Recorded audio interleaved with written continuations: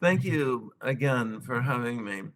Just to connect with the previous speaker and what I'm going to be presenting to you is that I'm a philosopher of mind, philosopher of religion, and I'm more or less coming from the standpoint of um, almost compared to the earlier speaker, I'm almost an idealist.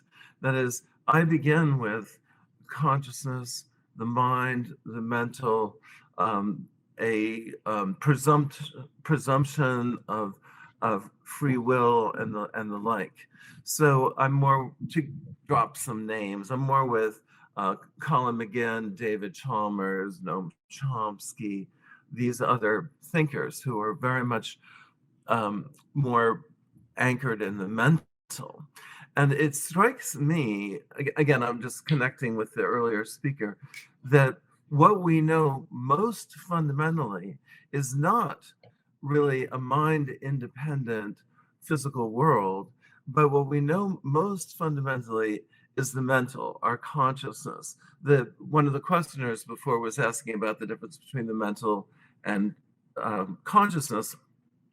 And I would agree that the mental includes consciousness, but the mental can include beliefs, doubts, and desires that are not fully conscious, those that are subconscious, or even deeper, that which is unconscious. But I believe that what we are most fundamentally committed to is believing in mental causation, that I and you are reasoning together, that I am here for the purpose of communication and for inquiry into the nature of consciousness, the nature of reality, and so on. So that's where I begin. And one point I might comment, it's not a criticism, but of the earlier speaker when he was speaking of dualism versus physicalism. The term dualism is not the happiest one, even though I identify as a dualist, and I'm going to promote what I'm calling integrative dualism with you this evening in Iran. But the term dualism is actually from the 1800s. It was first used to describe Zoroastrianism, which has its Persian roots. So Plato, Augustine, Origen, Al-Farabi, Avicenna, who are customarily classified as dualists, none of them, Plato didn't say I'm a dualist, and none of that language really made sense at the time. And we also might take a pause that so-called dualists, with the possible exception of Descartes, didn't begin with a rock-solid distinction between either your corporeal or your incorporeal. Which do you think I fit into? No, someone like Plato or Augustine, really traditional dualists, but also Thomas Reid, contemporary dualists like Richard Swinburne, whom you'll hear from after me, inshallah. But they actually held that we can be certain that we exist as subjects enduring over time. We're thinking, feelings, sensing beings. And then it's a further question of whether I'm identical with my brain or my body as a whole, or if not identical, composed of this body, and what is the relationship between them. But first and foremost, traditional dualists, like in the Florentine Academy, the Cambridge Platonists, one of my books, which is published in Farsi, is called Evidence and Faith, Philosophy and Religion since the 17th Century. And I begin with a description of the Cambridge Platonists, my favorite philosophers, who were flourished in England in the 1600s at the same time of the birth of modern science. So they're contemporaries with Newton. And I'm going to just dilate on that for a second, is that with modern science, Newton, Galileo, Copernicus, Kepler, on up, they are concentrating on a mind-independent world. So Newton's laws of motion were not about the laws governing the motion of beings that are agentive, that are agents and have desires. He's not dealing with the attraction of Romeo and Juliet.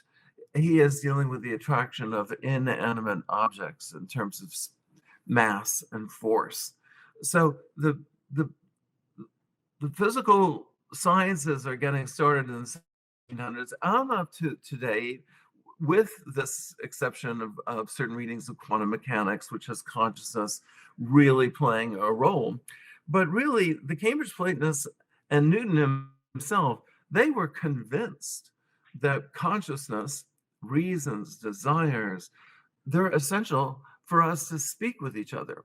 They're essential for us to even do science. You couldn't do any science of any kind without consciousness, without conscious reasoning, observation, experimentation, powers of memory, argument, listening to reasons, and so on.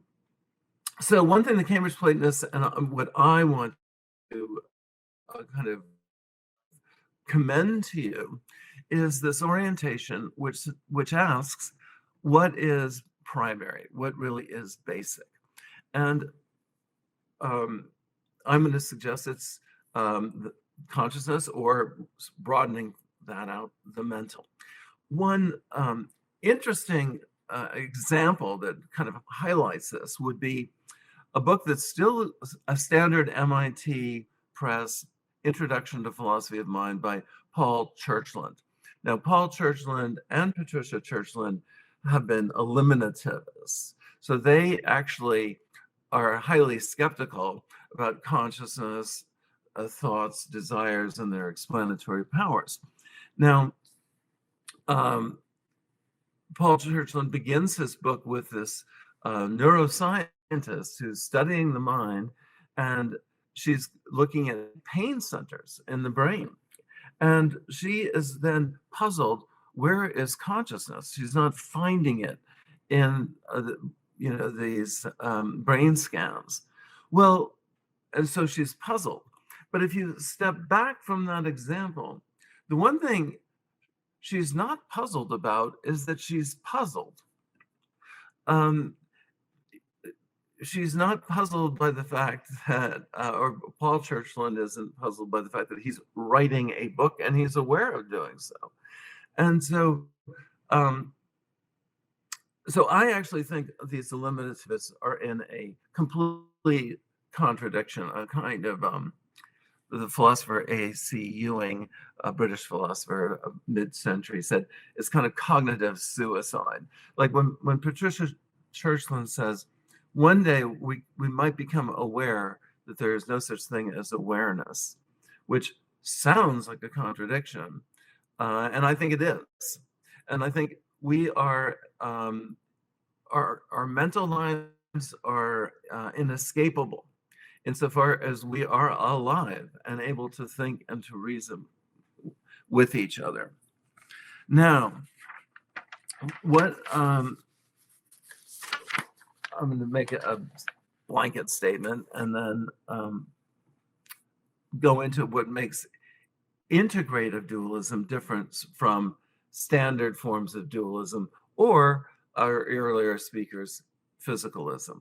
So one just observation is our first questioner in the last session wrote a book called Irreducible Minds, if I got that right. And there is a revival now of either, if you're going to be a physicalist, you're non-reductive. We've kind of retreated from a scientific naturalism. And people like David Papineau, and I think our earlier speaker was kind of trading on Papineau's and it's very popular, it's not limited to him, but the causal closure of the physical world. If there's a physical event, there's a necessary and sufficient, or at least sufficient explanation for that physical event. And if by physical, you entailed non-mental, non-psychological terms, and that's Papineau's view. He says, I can't see future physics admitting psychological properties to physical things. You're going to wind up with epiphenomenalism, in my view. That is, it's just non-physical, non-conscious things are doing all the work. And so our reasoning winds up being illusory or undermined. So I accept actually an argument from reason. I'm going to keep this to my time limit, but I can't resist. It seems to me that to explain why, if you ask me, what's the smallest perfect number? And I say 6, that's because a perfect number is equal to the sum of its divisors, including 1, but not including itself. So 6 is identical with 3 plus 2 plus 1. Now, that is an abstract proposition or state of affairs, this numerical conclusion. And I think explaining why I say 6 when you ask for the smallest perfect number, it's got to involve conscious mental recognitions of entailments. So when Daniel Dennett says, we understand radiation, photosynthesis, continental drift, these are his examples, but we have no idea how a non-conscious mind affects the conscious world. Well, to understand radiation and photosynthesis, you have to have the concept of radiation. You have to have the idea of continental drift. You have to know what drift is. You have to know that if you have radiation, you have radiation. That's the law of identity. If you have more than one continent, you have more than one continent. Yeah, these are just logical entailments that require mental, what I'm calling causation, that you accept a conclusion in virtue of grasping the premises. So anyway, one of the reasons why I embrace what I'm calling integrative dualism is because in the mid-20th century, a lot of philosophers, mostly British, but also American, so Anglo-British, Anglo-Saxon philosophy, took an odd turn. The majority of, I think, actually,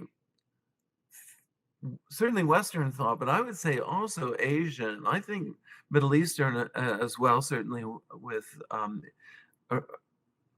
Islamic thought, has not been physicalist per se. It's actually embraced there being mental processes and realities. In fact, a great deal of recent work of the past 15 years has indicated that actually what I'm calling dualism has been a natural child's theory of mind. There's a book called The Child's Theory of Mind by Henry Wellman and the like. I'm not going to be reading my paper. I'm just going to be speaking extemporaneously, but various quotes I could give you. In any case, in the mid-20th century, people like Gilbert Ryle, Cook Wilson, Antony Flew, Peter Hacker, who's alive today, holds that dualism involves a caricature, a ghost in a machine. That is, isn't it the case that you see me right now, and not like a ghost, a non-physical spooky thing controlling my body? Cook Wilson famously said that dualism means you have inferred friends. Like, you don't, if we're friends, you would see me, but you would have to infer, oh, Charles is trying to communicate to me or something. But no, I'm seeing this. And Flew said, people are, I see people, I don't see their containers. Does dualism lead to this kind of absurd view? Now, I would like to propose that actually these caricatures of the mind-body relationship, which they're labeling to us, is actually true in some cases due to neurological damage or duplicity. We can be very bifurcated, like a ghost in a machine. In fact, Bertrand Russell, in a recent biography, he describes himself at one time in his life. He said, "I feel like I'm in a ghost in a haunted house." He didn't say machine, but Oliver Sacks, who died a couple of years, 10 years ago, he did a great study of people with, I'll just use the ordinary term, sleeping sickness. And he used L-dopamine to awaken them. And he wrote a book called Awakening. And on his view, these people that had sleeping sickness were like living in a container. Or if you were friends with them, it would be an inference. You'd have to infer that they're there. And now through healing, suddenly they have this integration. Now, I want to propose that in a properly plausible understanding of ourselves as subjects that are embodied, that we understand ourselves as forming a functional unity. And well, this is the important part. So, but I have lots to say, but I'll keep it within 50 minutes, and I think there's 30 minutes Q&A. I believe that we best understand a healthy embodiment in terms of the embodiment of what I call 5 non-moral virtues. Now, they're non-moral in the sense that they're not like justice, charity, compassion, temperance. They're non-moral but in the sense that they are still constitute goods, or in virtue, as in the Latin virtus means power, good powers. So my thesis is that we are, as it were, constituted by the good of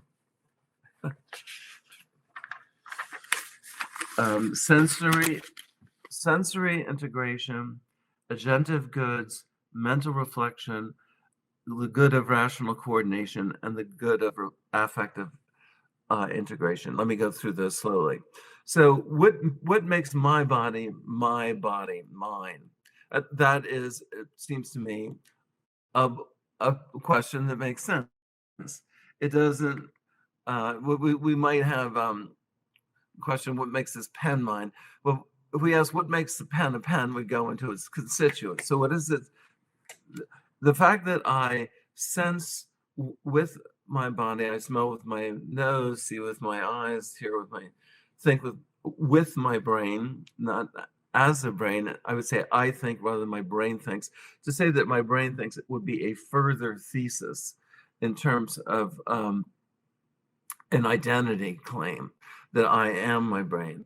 But that to me is a controversial one. Maybe it turns out to be true, but in the view I'm commending,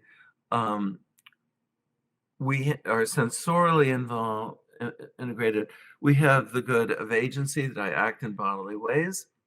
Our questionnaire to the last speaker was about parapsychology.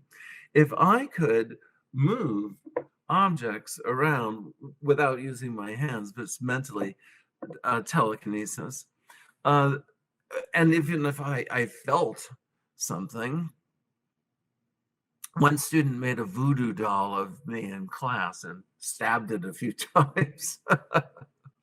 If I actually felt it and I could act as the doll to defend myself, that would become a kind of projected body, like the the movie Alien or something that I'm actually astro projecting. But in any case, under non-parapsychical conditions, and I'm agentively present, sensorially present, my mental reflection to be embodied, I think, involves having a cohesive understanding of who and where I am in the world. So if you've noticed, big skeptical arguments, I suppose the most well-known would be Descartes. How do I know I'm actually awake rather than dreaming? Which also occurs in ancient Chinese philosophy. Same question. Global, issue is, how do I know? And more recently, it's, how do I know I'm not a brain in a vat, or like in the Matrix or something? All of these skeptical hypotheses have involved a fracture of you and your body.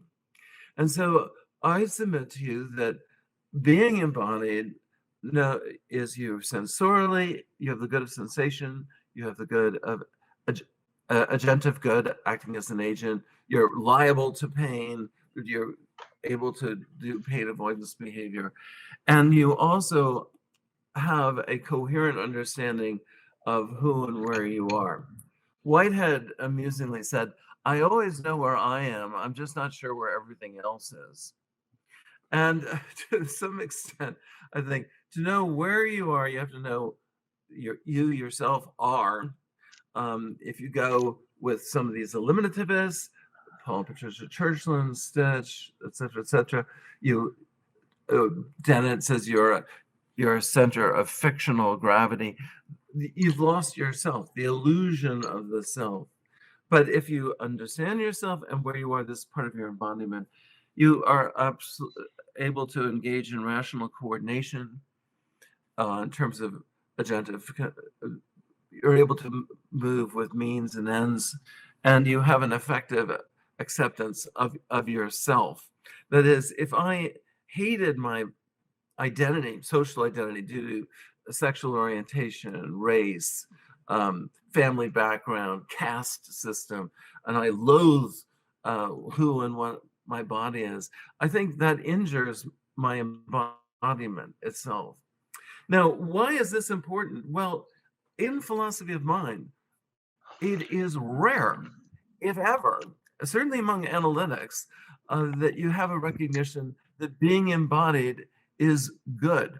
Nothing in Jaegwon Kim, or even some of my heroes, David Chalmers, really treats values as part and parcel of what it is to be embodied.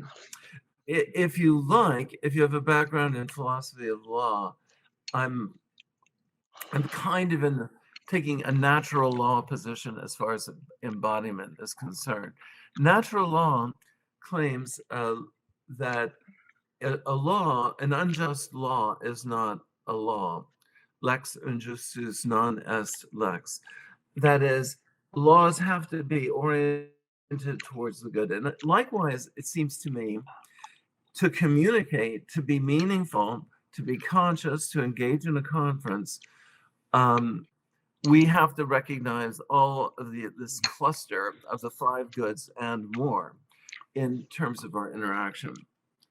And the evidence for this is really common experience. If it was reported that I fell off the chair and the organizer said, "Oh, Taliaferro has lost his sensations. He can't act. He's lost his understanding of where he is, etc., etc." And you said, "Well, is he otherwise okay?" Then we have a breakdown in English, Farsi. We're not communicating with each other. Basically, to understand ourselves, to have breakfast, like the earlier speaker is presumably doing now, is to recognize that nurturement is good as opposed to taking poison and so on. Okay, so why go with integrative dualism or any form of dualism? There is as I suggested at the beginning, the datum of self-awareness. To put some, my earlier speaker using not highly technical jargon, his talk was great, but I would say to throw in a few words is phenomenal transparency. That is, your phenomenal experience, phenomenos, that which appears to us, is evident to us. My mentor, Roderick Chisholm, called it self-presenting. And it's presenting to you as a self. You have to be the same self that heard the beginning of this sentence, who is hearing the end of this sentence in order to understand this rather clumsy sentence. So, or as another philosopher once said, to hear Big Bang in London ring 3 times, you have to hear it twice. And so I submit to you that to see motion and is to understand yourself as enduring over time. For those that are in metaphysics, as opposed to perdurance, where you're just time slicing and you're treating people with temporal parts, I would say no, in ordinary experience, and we've no reason to doubt it. I kind of go with Samuel Johnson, who was a great English author of dictionaries and essays. He once said of free will, he said, all the arguments are against it, but all experience is for it. What I would say is about self-awareness and agency, and the fact that we're making choices, like I'm choosing to be here versus not. All experience favors it. And to attend a conference, you have to believe or act on the assumption that you have thoughts, beliefs, you're a self, you're enduring over time. That is more certain than, to use our friend's term, the craziest theory in quantum mechanics, many worlds. What you may not know about many, or you may be highly convinced of the many worlds interpretation, and that what the cat is alive or not in the refrigerator, all those thought experiments. But the one thing you can be more certain about is that you're conscious over time. Those philosophers who've tried to dissuade us of this, like Bertrand Russell, and during one of his periods, Russell believed almost everything at some point in his life, I think, with Max Schlick, and they both suggested, no, you can't begin with I think, the cogito. You should say this thing is thinking. I want to suggest that conversationally, that what was our friend saying? That's a bad idea. Well, I'll and I'm not going to use the word crap. I just did. But I would say, if I say this thing wants breakfast, you would assume I'm crazy. And besides, you wouldn't know what this or that refers to. These are indexicals, unless you had self-awareness. You pick out things in the world based on self-observation, that you know where you are back to the woods. I know there's a tree over there because I trust my perceptual judgment, I touch it, et cetera, et cetera. And so self-awareness is foundational. And the arguments used against it include things like Wittgenstein's private language argument. I think I'll just maybe give a 2-sentence summary of that and suggest it doesn't hold water, but I would say that, the private language argument was on the basis that language must be public and publicly correctable. If I say that light behind me, my watch is orange, that's a little easier.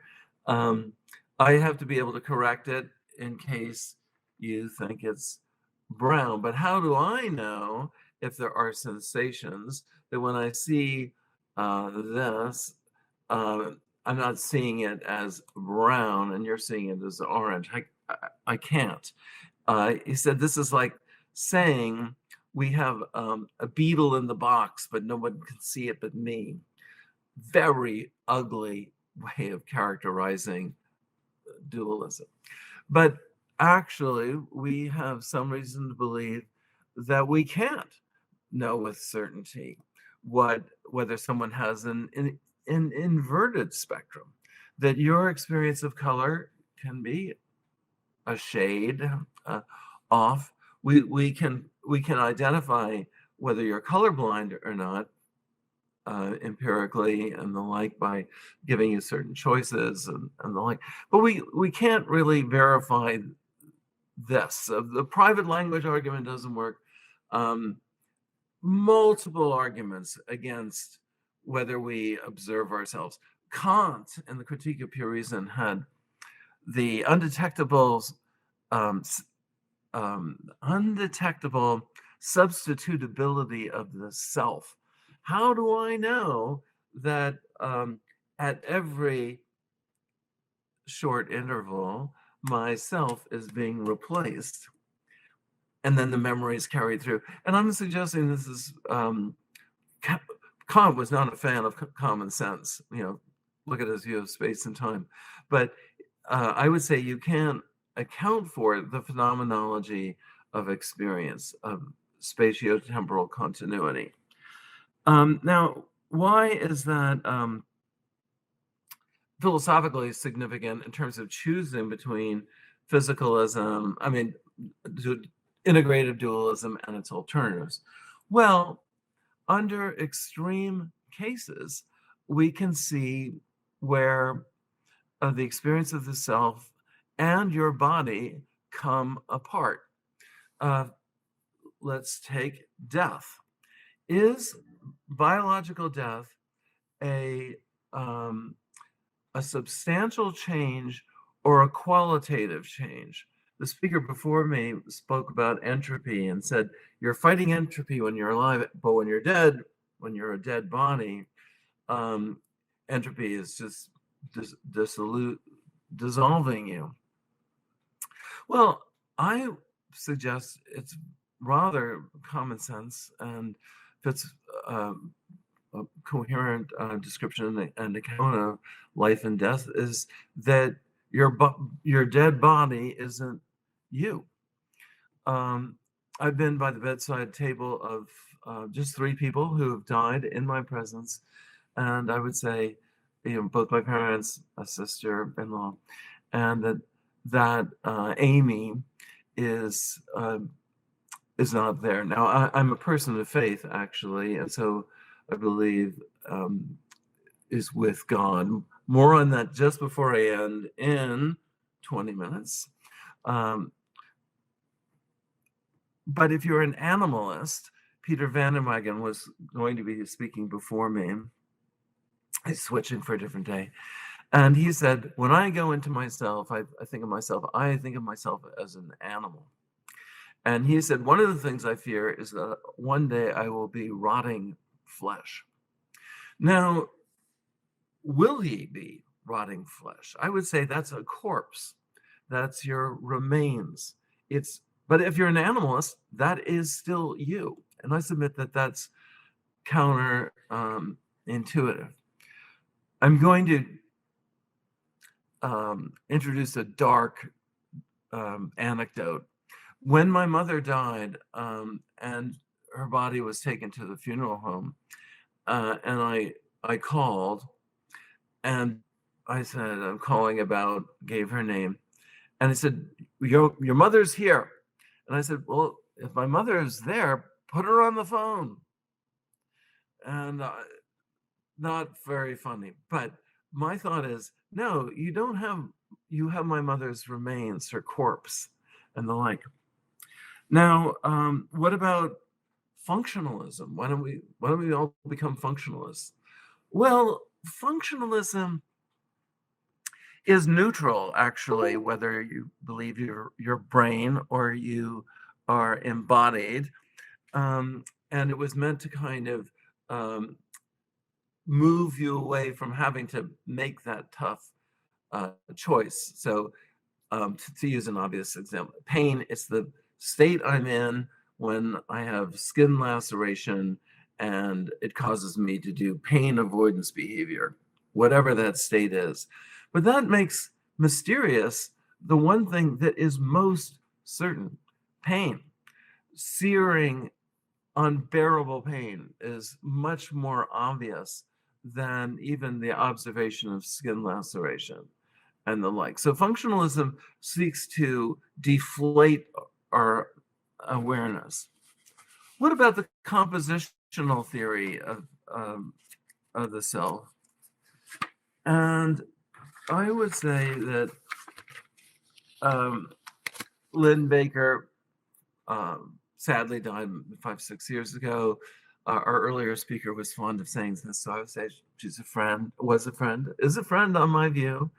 In any case, she had that you are not your body, but you're composed of your body.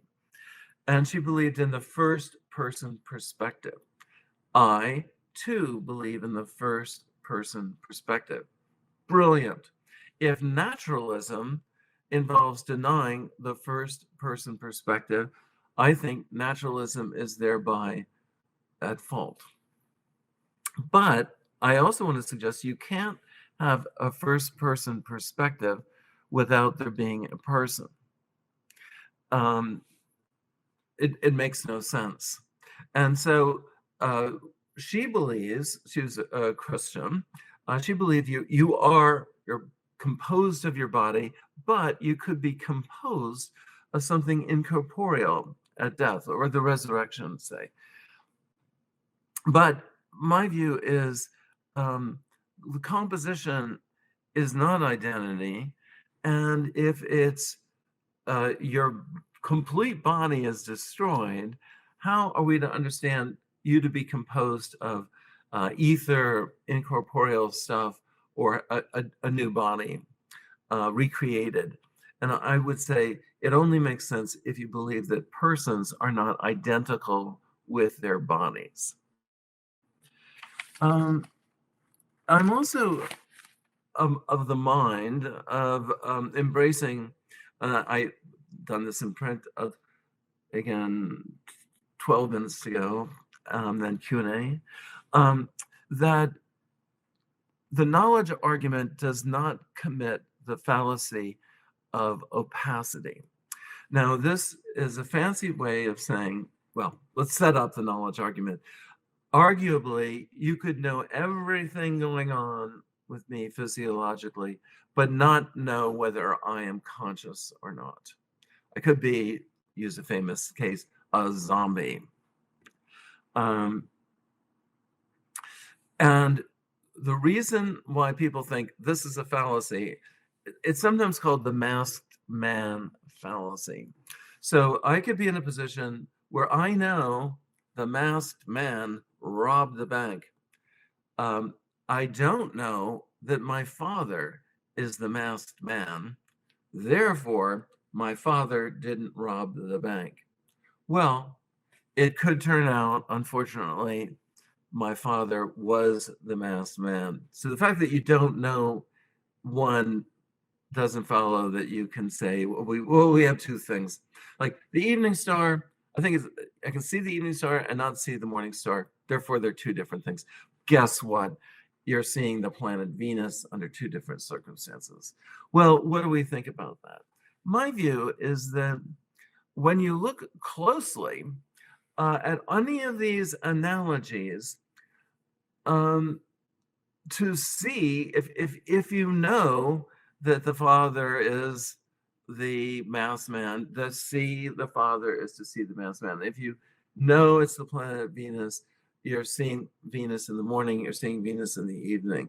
And like, what are the standard case, hot off the press, the last 4 or 5 years has been aspirin is, and I can never pronounce this, acetylsalicylic, to look it up, acid. Let's call it AA.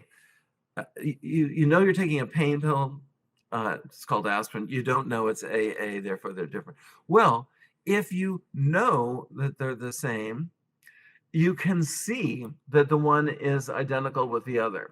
If you like, you can say they're composed of each other. People differ. Like, is water identical with H2O, or is it composed of H2O? Maybe not always semantics. Somebody could say, water, a colorless, odorless liquid.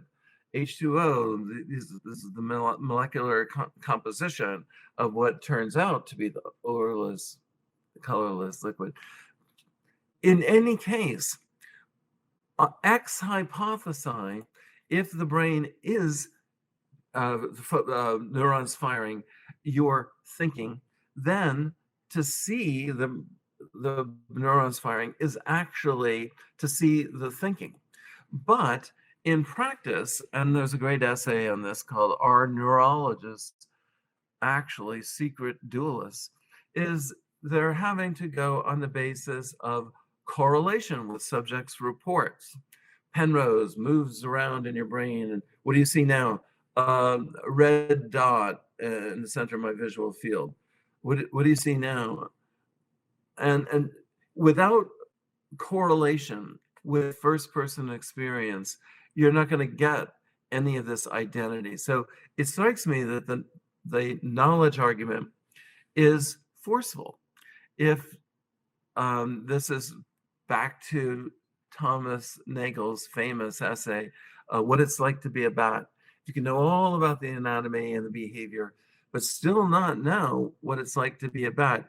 This is some evidence that the two states are identical. Now, Nagel bordered on panpsychism, and also maybe our concept of the physical needs to be enlarged to cover this.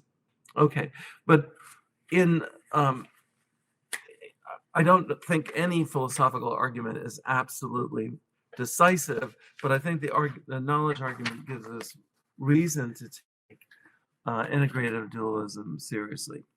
Let me go through 5 very quick objections and responses, but I'm sure there are others. This has been refuted by neuroscience. The problem of localization, compartmentalization, strikes me that no form of dualism, except with Descartes with the pineal gland, locates locally the interaction of consciousness and the body. That is, actually, the Cambridge Platonists, whom I was referring to earlier, thought of ourselves as extended throughout our body. And I think in an integrative way, when you're fully integrated, you can understand where your hand is with proprioception. However, neurological damage might make you more like a puppet. So Oliver Sacks wrote an essay on the disembodied lady, and she had to move her hands as though she was a puppeteer. That can happen. I can't resist this, and I will end. But Trenton Merrick's a materialist. He thinks that if dualism is true, I can't kiss my wife. I kiss my wife, therefore dualism is false, because you can't kiss an incorporeal spirit. Well, if you are neurologically not damaged and fully integrated, and your wife is, your spouse is, you can kiss. However, how do you know this? You say, I don't want to infer my wife. Well, maybe she's divorced you this morning. Maybe she's an imposter, twin sister, lying to you. Maybe you're actually not legally married. It's null and void due to all sorts of sanguinity, say. Second objection, all this knowledge argument, all this appeal to personal identity over time, and I would say also the conceivability that you could exist without your body. There's several arguments there. There's a replacement argument. You could be conscious over time and your brain gradually replaced. Also, there's the great Cartesian experiment and Swinburne adopts this. If you don't like it, go for him. Maybe he's hearing this, in which case, I love you, Richard. In any case, I accept it, but it seems to me it is coherent, conceivable. In fact, many people believe it, not just in paranormal circumstances, but that you can imagine yourself, conceive of yourself as a bona fide possibility existing without the body. Now, somebody might say, well, that establishes concept dualism, but not actual dualism. David Lewis, famously, D.M. Armstrong also thought it could be. There's a possible world in which I am disembodied, or D.M. Armstrong said, I can imagine being a soul, sure. But it's just the concept. However, I think that conceivability is not epistemically neutral. And the fact that you can examine and consistently describe these real possibilities of replacement and so on indicates that there is a real difference. The knowledge argument stands. Pain and these mediate self-presentations, they're not concepts. They're unmediated, transparent realities. And when you feel pain, it's not the case that you're feeling a concept. When we philosophize, we come up with concepts, but these are portals by which we seek to communicate with each other. Simplicity, religious reasons, and then interaction. Simplicity, I would submit to you that creationism, emergentism, these are equally compatible with the evidence of materialism. What do we know? We know that healthy human persons, I would say many non-human animals, not all, are conscious. This is a reason to believe this. And if it's the case that it emerges without a sufficient bridge physically, it strikes me that all of physics, it strikes me, or just intuitively, that causation comes to an end. There are certain basic causal factors. Now, it may be subatomic and so on, but the spin of a electron and the like, these are foundational. And I see that. Religious reasons, it strikes me that integrative dualism does offer a more clean, coherent conception of life after death. Those of us who do believe that death does not have the last word, or entropy, have a metaphysical understanding of the Godhead, perhaps supported by various arguments, cosmological and the like, teleological, religious experience. And so some even argue that it can be reasonable to believe even if you don't have discursive reasons supporting it. In any case, this provides a theistic understanding. This could be of satisfaction to Muslims, for classical Jews, for Christians, for Sikhs. The Baha'i also believe in an incorporeal being. So this would provide a coherent filling out. Our earlier speakers said science has replaced theology, but theology has more flexibility in terms of understanding these things. And arguably, the resistance to, say, Galileo was more proto-scientific, was more Ptolemaic science. It wasn't religious. Finally, interaction. How can the non-physical interact with the physical? Well, there's a great essay by Dan Garber at Princeton, who wrote what Descartes should have written Princess Elizabeth about how the two interact. One is, we don't have a fundamental controversy-free concept of physical causation. There's Hempel's laws of nature.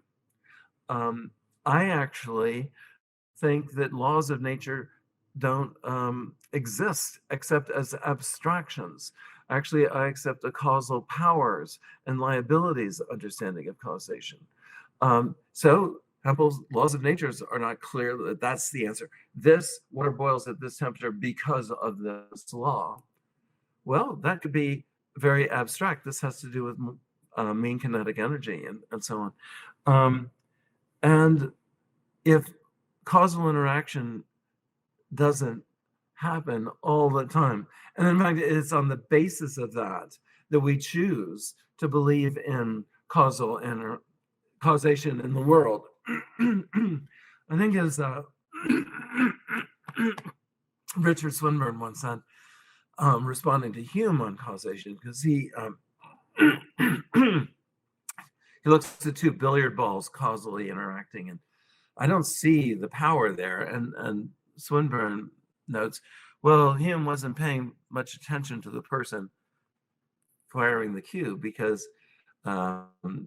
she is feeling herself making this exertion in the world, is actually deciding things, and deciding things whether by choice or not is something that you do. So thank you very much for your attention. Thank you.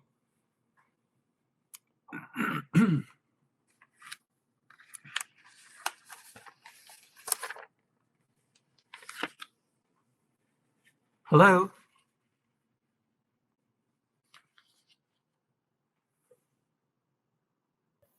Thank you very much for your talk, Professor. I hope someone was there. No, everybody's here. Okay, thank you very much. Dr. Nargis Bahmanpour, if you have any question.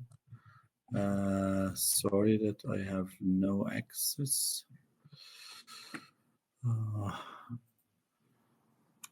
Okay, Ali Akbar or Wahid, please come. Thank you so much. Okay. Thank you for that very interesting talk. I really enjoyed that. And my question was, I saw a little bit of an overlap between integrative dualism and Whitehead's metaphysics. I was wondering if you could comment on that, like specifically how he integrates the mental and the physical into every process in a dualistic.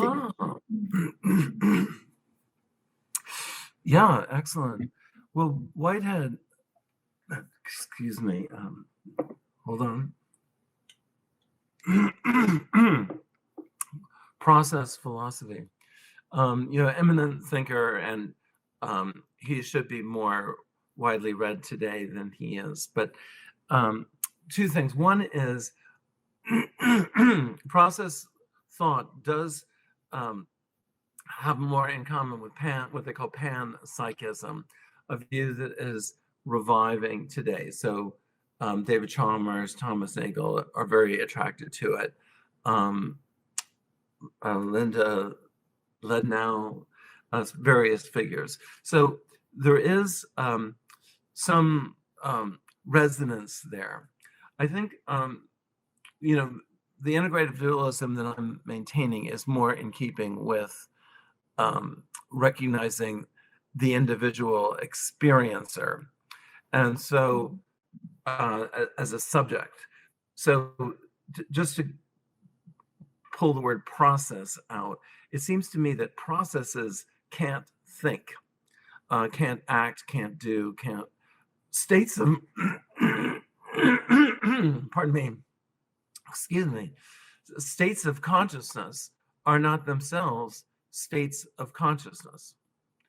Well, let me put it differently. A state of consciousness is not conscious of itself. It's rather a subject, and I'll use the word substance here. A substance, you need, as Frege said, you need an experiencer to experience. And it kind of fits in. It might be too much common sense appeal to ordinary examples rather than superpositions and the cat and all these extraordinary cases. But as one philosopher mentioned, your feet don't walk, you walk, and you walk with your feet. if your feet walked, they'd need feet. And so I am inclined to emphasize the substantial concrete individual. I believe in abstract objects, and I can't resist mentioning, back to the former speaker, is how some people can deal with great facility with objects, processes, but have no concrete view about what they're actually referring to. So many mathematicians, I think, are actually implicit Platonism. They think that numbers actually are, but they are often non-committal. I don't know what numbers are, but they do mathematics. But in this case, I think we know ourselves as subjects, and we need to avoid the caricature of substance. So we find in, say, Locke, it's a je ne sais quoi. I do not know what a substance is. Whereas really, we know first and foremost, better than anything else around us, we know of the reality of ourselves as substantial concrete individuals. Right. So that's where, but process does get us an integral picture of the mental and physical. It's commendable in that sense. I guess the question is, what do we get from it? So Whitehead famously said that our beliefs and commitments come with price tags. What do we believe? Now, I submit to you and I believe that we're talking with each other, that we're interacting, and I think that comes with a price tag. I think it involves, to use the term earlier, an irreducible kind of recourse to things like reasons, desires, questions, understanding, and all that. Now, one of the things that process gives us is, they think, a clearer case of emergence of the self. That is, the self turns out to be an experiencer, but inside and constituting us are other experiencers. However, I think I have a very difficult time making sense of the idea that I'm anything less than the person thinking these thoughts. I'm an ens per se, a thing per itself, as opposed to an ens per alia, a thing doing something for something else. So somebody might say the corporation of Apple company is very happy today. Now, there is no actual concrete subject, Apple company, feeling happiness. That's an ens per alia. It's an abstract object made up of CEOs, CFOs, engineers, technicians, applied scientists. So I don't think process gives us, it's not exactly a Trojan horse, like don't let it in because it's going to cause all kinds of problems. But I think it's promising. It does fill out integrative dualism, but there are some reasons to resist some of its conclusions. Okay. Thank you. Thank you. Professor آزادگان. استاد آزادگان در خدمت شما هستیم.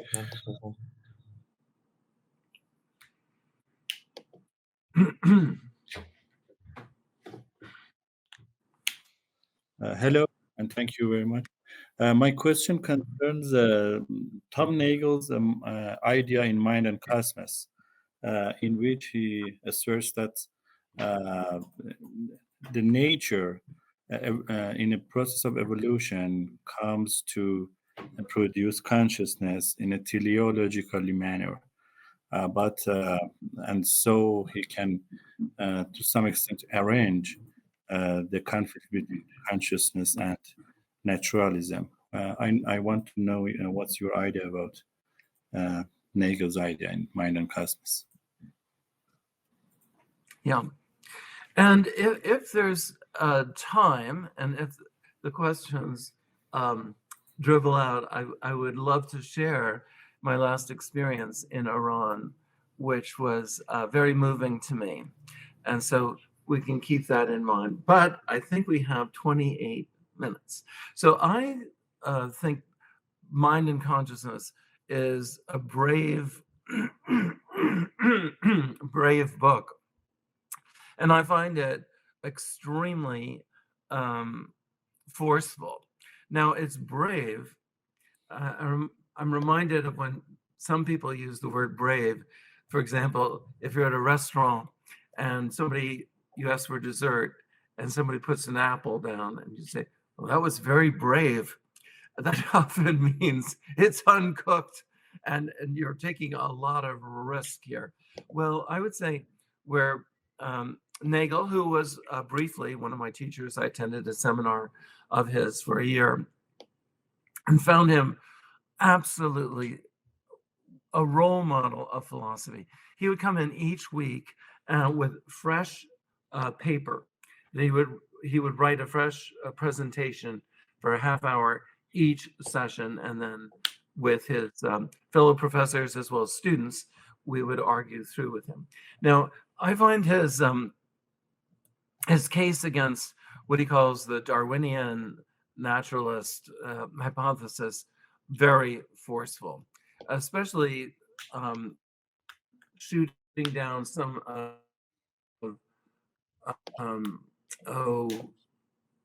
Dawkins rather cheap shots at theism. Dawkins seems to think that if God exists, you have to explain God, and God is very complex, like a highly complex compared to very simple protozoa biological mechanisms. Where's the explanation for this? And he points out that the very concept of God is an ens necessarium. It says a necessarily existing being. So the conversation about philosophy of religion doesn't need to begin with God or the holy. You could begin with, is there reason to believe that the causal account, explanation, and understanding of the cosmos, is it sufficient if we just understand it in terms of contingent realities?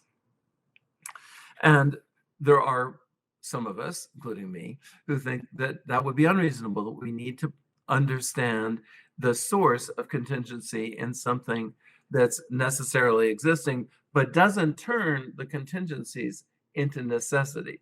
So I think his criticism of theism is a little weak. It occurs in the first two chapters. I've responded, but where it is forceful is identifying reason, values, normativity as really foundational. In many ways, he's like, I believe he's still alive, but Parfit, who died sometime recently, he believed naturalism is actually false. He was an atheist, largely due to the problem of evil. But he was an atheist. But he believed teleology is foundational. And then he started entertaining questions like, why is there something rather than nothing? And we might rephrase it, why are there contingent realities versus nothing, no contingent realities? But in any case, people worried about Parfit and people worried about Nagel. Like, is he going to go theistic on us? Well, he's already indicated that he has a visceral distaste for theism. He is not going there. And it's not just because he likes to be right and he's an atheist. He's averse to the thesis. Now, I'm not a psychologist, so I won't speculate about that. However, if I bracket theism, it strikes me that something like, to go back to the earlier speaker, Whitehead, or to a kind of revival of Aristotelianism, something like that would seem to me to gain credibility. That is, if there are overwhelming problems with theism, then locating teleology is not going to explain why there's teleology. So it's still going to come up with snake eyes on the big, big question. The cosmos is going to turn out to be a brute fact, but it's gains in reasonability. And it reminds me of my mentor, to quote him one more time, Chisholm. He was once asked, he had a view of, self-awareness. And he was asked, what's the evidence for your view? And he replied, the other views. In other words, the other views were so problematic that his view seemed to him, anyway, the more promising.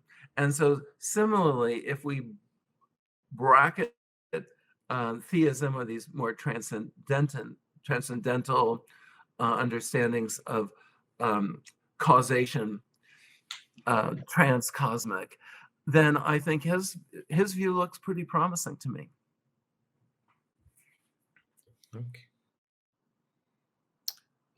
Thank you, Professor آزادگان. تشکر وی استاد آزادگان که در خدمتشون هستیم و ایشالا در روزهای آینده هم در خدمتشون هستیم. حالا هم ارائه دارم هم که به عنوان دبیر علمی کشیدم. آقای رؤوفی، شما هم سوال تو تکست باکس نوشتین، هم سوال بلند کردین. میخواین میکروفون رو بدم که چون دست بلند کردین دیگه خودتون بپرسین. میکروفون وصله به آقای رؤوفی.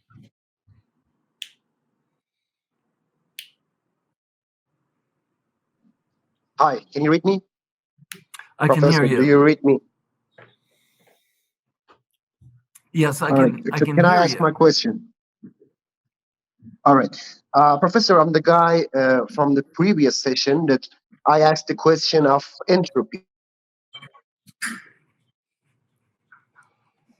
And here's the question.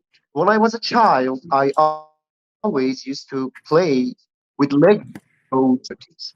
And at the end, when it was done, there was always something missing. And that thing was a living in that house, which the house built for.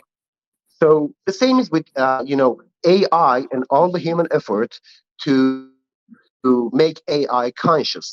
Do you think that it is the same with God? And the reason that God has made us conscious, part of Himself, is the same reason that we want to make AI conscious. And is it because we are conscious? Will the AI that we build, if, for example, we make it conscious, try to build a consciousness itself?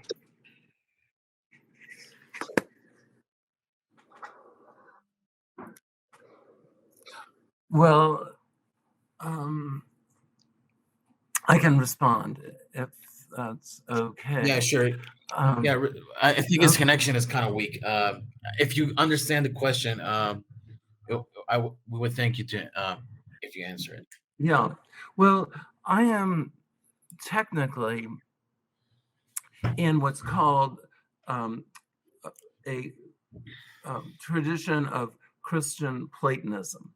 So we do not accept everything the historical Plato held, but we look to the Platonic stress on the good, the true, and the beautiful as foundational in our understanding of God. So in our understanding of God, God's decrees, divinely revealed precepts, God's ways, God's very nature is essentially goodness. Plato, and in the Platonic tradition, we believe that goodness is communicable. That is, that you can share goodness. You can't share your self, literally, in the sense that you can make another self. You can share yourself with your spouse, with your deepest friends, with your students, with your vocation, but you can share wisdom and love, but you can't share the being that you have. Now, Muslims and Christians diverge slightly on this. About most of us believe that creation was free. That is, God was not necessitated to create, let alone to create conscious subjects. But we believe that it is the nature of goodness to be self-diffusive. And so we believe that, to use a term that Leibniz did, that the divine has an inclination, not determined, but an inclination to freely create. And in this tradition, we also believe, in many of us, in a kind of principle of plenitude. To use the Latin, bonum est multiplex, that is, there is a good in diversity. So there was a good in there being other planets, maybe indefinitely boundaryless space, living creatures of all sorts of varieties. But principally, consciousness is essential for there to be a relationship. And the personal side of this might be more evidenced in, say, Sufi parts, mystical parts of Islam than others, Shia or Sunni. But really, I think that so much in the Quran invites us into the kingdom of God, which Christians also believe in. This is like, for those who are secular philosophers, you might think of Kant's kingdom of ends. But a kingdom requires actually intermingling, coherence, that is, a cohering in terms of love and of care for each other, the whole of creation and the like. So unlike Legos, which are inanimate objects, where they go where they're placed, many of us, and again, some Muslims believe in a very strong view of providence, that the will of Allah is omnideterminative. And some Christians have too, very, very strong view. I happen to be a strong proponent of free will, which is technically called libertarianism. That is, it strikes me that if I'm choosing to be in a conference versus not choosing, and it's a genuine choice, I can make it the case that the reasons I choose to present to you, those are the reasons that they become determining forces, but I wasn't determined for them to be determining forces. So I think that while many of us who are Muslims and Christians can recognize the good of inanimate objects, the good of simply being, but most of us hold a special place for conscious awareness. Now, we also adopt different views on how much we can be aware of the divine nature. For example, can we speak univocally of God's power, knowledge, and justice? Must all of this be wrapped in mystery, or should they all be analogous? God is like a loving father. Is he literally a loving father? No, but we use lots of analogies in our religions. Yeah, but it is, there was an article in Psychology Today, a popular psychology magazine, and it was listing all the levels of awareness. And it started with sensations, and it got up to consciousness, and then it had a higher level, which was non-consciousness. And I think I wasn't the only reader that thought, well, I'm not sure that would be desirable, in the sense that you wouldn't have any subjects, any selves. At the risk of going on a little bit too long, though, let me say there is a rich, highly respected tradition of Buddhism, which includes the belief that nirvana, the end state, will be bliss.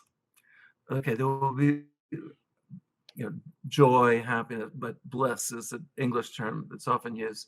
But paradoxically, there will be no subjects there that will feel bliss. It'll just be bliss. Now, because of my commitment to subjects and substance and substantial individuals, I take a different position. While I deeply respect these different conceptual schemes, they produce a way of life of compassion. They have all sorts of goods, but philosophically, I think we have reason to be anchored in subjects and the good of consciousness and the good of freedom. Charles, thank you for your answer. The questions are done for now. We have time about for your experience in Iran that you were talking about, and because we have time, we would. I mean, because you explained everything so colorful and so beautiful way. I mean, so yeah, yeah. Go on. Okay. Yeah.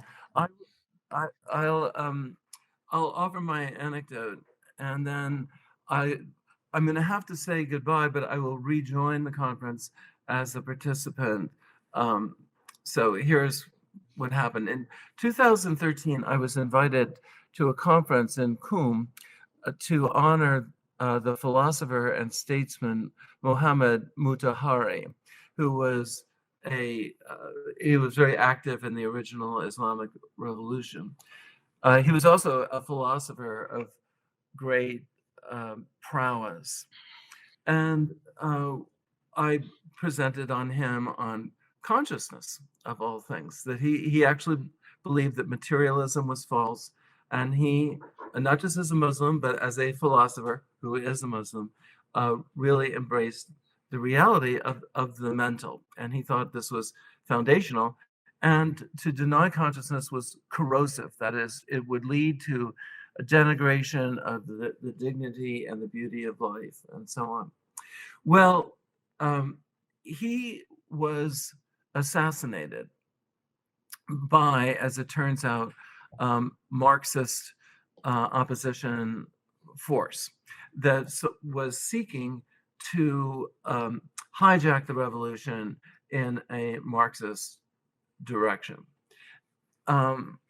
We saw at the conference several movies that reenacted his assassination.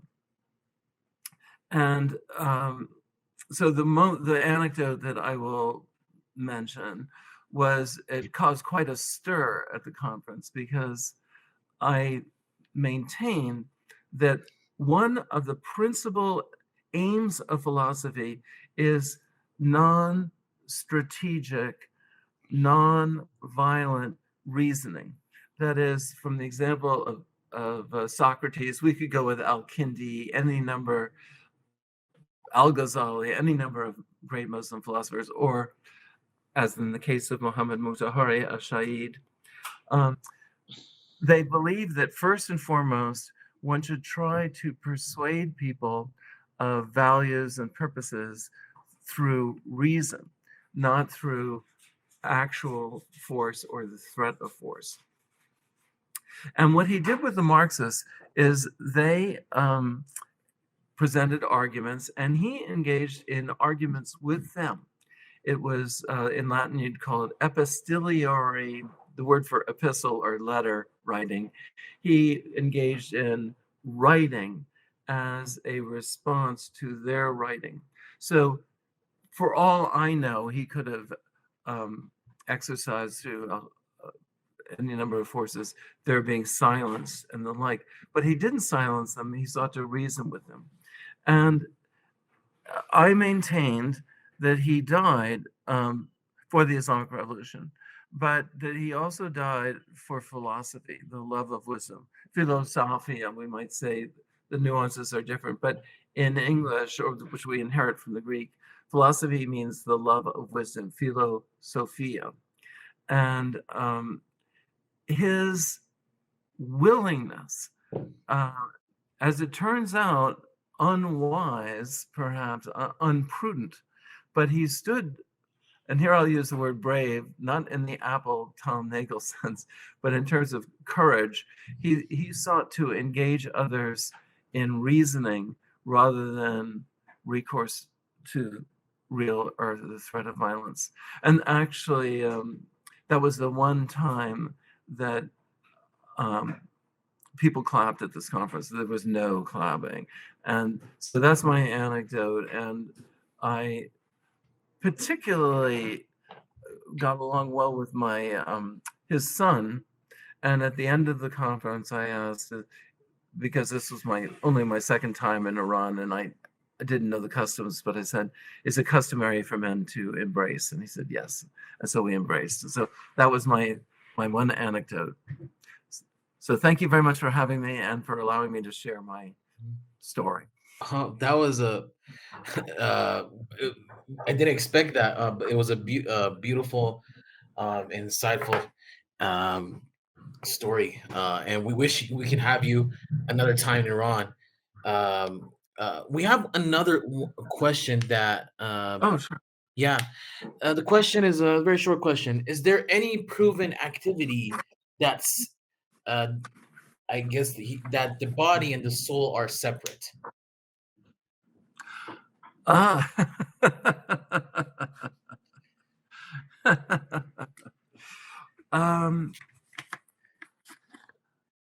would say this is a let me I'll just answer. There's not time to really reflect on this. I would say this is a philosophical thesis rather than something that can be determined empirically. There were neuroscientific experiments by Lipid 10 years ago about how it seemed that the brain, as it were, made the body just react away prior to a microsecond before the conscious mind did.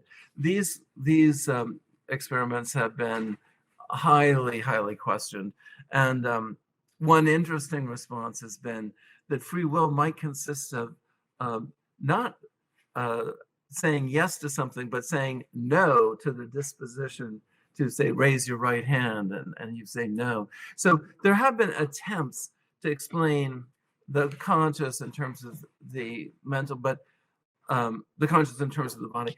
But I think that really this comes down to phenomenology, what appears to us to be the case. And if it appears to you, you're deciding whether to take a bribe tonight or not. You're deciding to give a paper or not. And it seems as though it's an open future. And also you seem to be sensing, feeling, acting, thinking coherently. Those are good, we say in Latin, prima facie reasons. That means first glance, first face. And I would say secundum facie. That's when you second glance, when you think of something twice, is 6 the lowest possible number. You go through it once and you think, better check that. Secundum facie. So it has probative force. And I think sufficient to actually, first of all, you have to act as though it's integrative dualism is true. I say you're stuck there. But I would say there is overwhelming reason to believe it's probably true.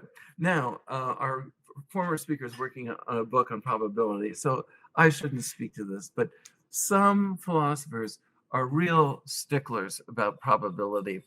So here's one case. You read the news and it says there's 90% chance it'll rain in Tehran tomorrow. And some philosophers think it would be wrong for you to believe it will rain tomorrow. They think you should just believe it's likely that it'll rain tomorrow. And perhaps there's some room for that. However, I'm of the mind that if it's 90% sure, if it really seems as though you're an agent and sensorially embodied and so on, it's not so much 90% or 70%. It's reasonable to believe until it's defeated. And a defeater is an additional reason where you have to undermine the evidentiary force that you have. And in my mind, the evidentiary force is there are claims to have it. We make mistakes in all sorts of areas of life, but they're not sufficient to overcome it. But as our first speaker said, maybe 1,000 years from now, it'll be different. Anyway, thank you for that last question. We have another question. Okay, yeah. You pretty to some extent answered it, but I'll just because we want to have equality and everybody questions be answered. This will be the last question. Do you think that if we didn't have consciousness, we'd like patience? We'd be like patience in the Awakenings movie, or would be as we are? This is a question that Amir has asked. Good question. Yeah, the patients in the Awakening movie and the book Awakening, some of them seemed to be absolutely dormant, and so asleep. And believe it or not, there are live philosophical questions about the nature of sleep. Behaviorists in the mid-20th century actually denied the existence of dreams. Gilbert Ryle thought, Norman Malcolm thought, dreams are lies we tell each other over breakfast. That's what Norman Malcolm said. He said, because you have no behavior, you just have a body like this.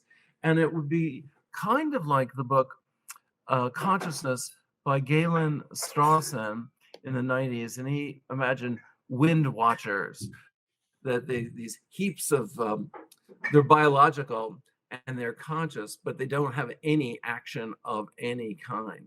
So I would say in the Awakening, hard to say. I guess my own hunch, having read the book and seen the movie, is that there was the level of consciousness you have in a deep sleep. So no, and so what, as Oliver Sacks describes these patients coming to, and he describes it as an awakening, and they come to reality. That's another term he uses. I would say there had to be some you there.